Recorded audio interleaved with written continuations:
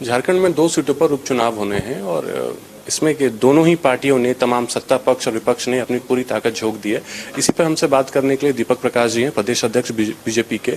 उनसे हम बात करते हैं कि क्या कुछ है और बीजेपी किन मुद्दों के साथ चुनाव में उतर रही। झारखंड मुक्ति मोर्चा वंशवाद का प्रतीक, आरजेडी वंशवाद का प्रतीक, उनके पूरे अवधारणा में समाज कहीं नहीं है, अपना परिवार, अपने बच्चे और अपनी संपत्ति, यही है। और जनता जानती है परिवारवाद लोकतंत्र के लिए खतरा है। ये अपने संपत्ति बनाने में लगे हुए हैं।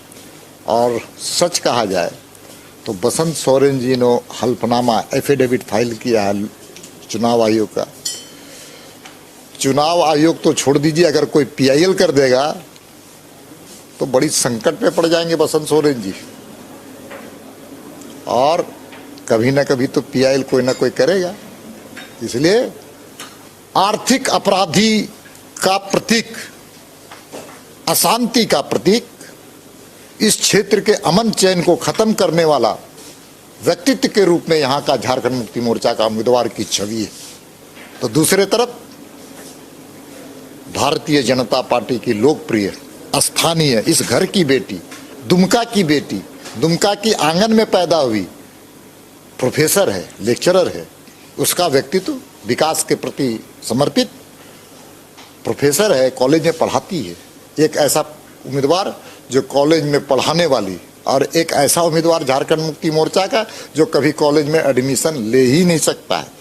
दोनों के बीच में कोई तुलना है ही नहीं। देखिए, सच ये है कि अगर वो 10 महीने में काम किए होते, उनके पास उपलब्धियां कुछ रहती, विकास के कुछ काम किए रहते, रोजगार का कुछ सृजन किया होता, कोविड-19 में कुछ उन्होंने यहाँ से जो बाहर से पलायन करके आए, हमारे जो प्रवासी मजदूर आए थे वो वापस चले गए, कुछ ना कुछ किए होते, विकास के 1 सेंटीमीटर भी काम किए होते तो दिल्ली में बैठ करके वो वोट मांगते और यहाँ की जनता उनको निर्वाचित करती। लेकिन दुर्भाग्य है, हाथ में कोई काम नहीं, लोग बेरोजगार हुए। इन्होंने कहा था कि हम बेरोजगारी भत्ता दें, क्या हुआ?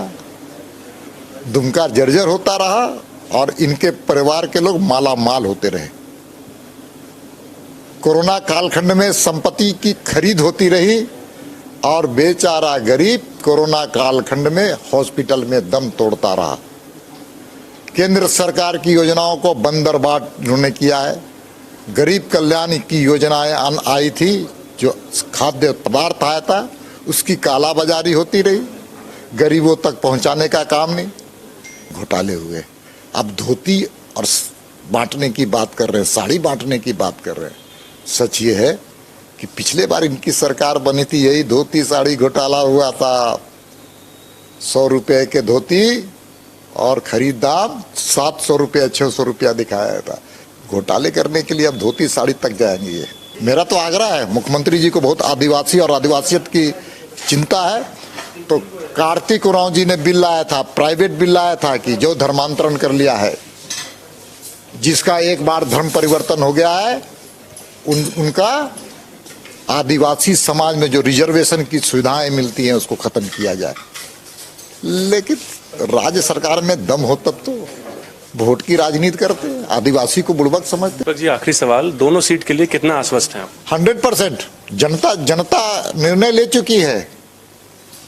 इनके पैसे भी जाएंगे, पैसे खूब बांट रहे हैं, लोग खूब दे रहे हैं, देते रहिए पैसा, कुछ अवैध पैसा वो भी कम से कम जनता खाए, मौज बनाए, लेकिन निर्णय तो भारतीय जनता पार्टी के पक्ष में होगा।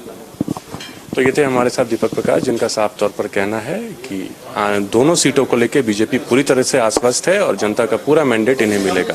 अपने सहयोगी शशि के साथ मैं अनुराग ठाकुर, सनमार्ग लाइव 7 दुमका।